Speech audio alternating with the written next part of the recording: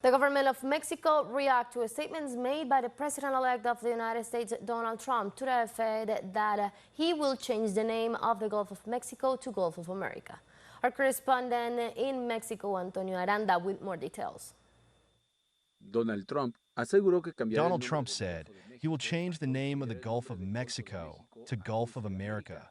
Claudia Sheinbaum responded with a brief history lesson.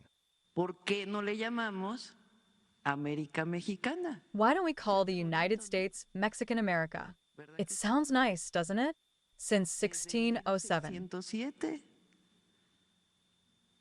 La Constitución de Apatzingán era de América Mexicana. The Constitution of Apatzingán was of Mexican America, so let's call it Mexican America. It sounds nice. Vamos a llamarle América Mexicana. Se oye bonito, ¿no?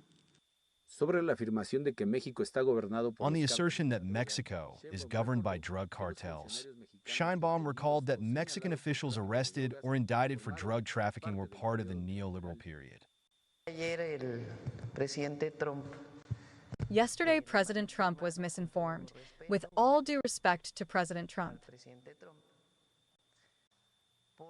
I think he was informed that in Mexico, Felipe Calderón and Garcia Luna still governed. But no, in Mexico, the people govern. Pero no. En México gobierna el pueblo. The Mexican president's statements highlighted the differences between the two presidents, according to this specialist. These imperialist connotations that they have more strength than others and that they have the army to make a real occupation, and under this idea of appropriating what they like, what they are interested in, what they perceive as useful because they have the capacity to do it, begins to be part of their motives, first to name it, socialize it, and then evaluate how it is being received by the audience in the United States as in the rest of the Western Hemisphere. The specialist described Donald Trump's narrative as colonialist rhetoric. Concrete, because that is what the Mexican president is like, concrete.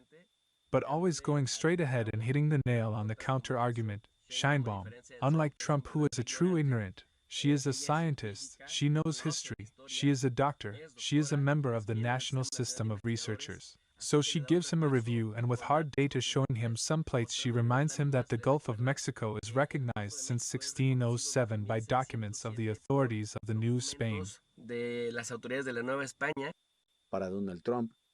For Donald Trump, this colonialist discourse is aimed at repositioning the United States as a power using Latin America, explains this professor.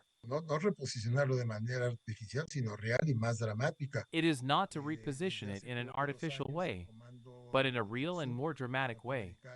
I believe that 2 years ago, the U.S. Southern Command, seeing that some countries were moving towards progressive governments, the Southern Command said that they were not going to allow China to take over the resources that are in Latin America.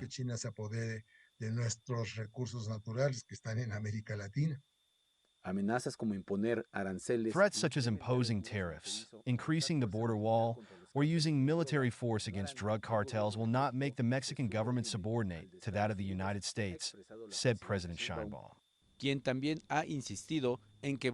Sheinbaum has also insisted that she will seek to maintain a binational relationship based on mutual sovereignty and respect as of January 20th, when Donald Trump takes office. Estados Unidos. Antonio Aranda, teleSUR, Ciudad de México.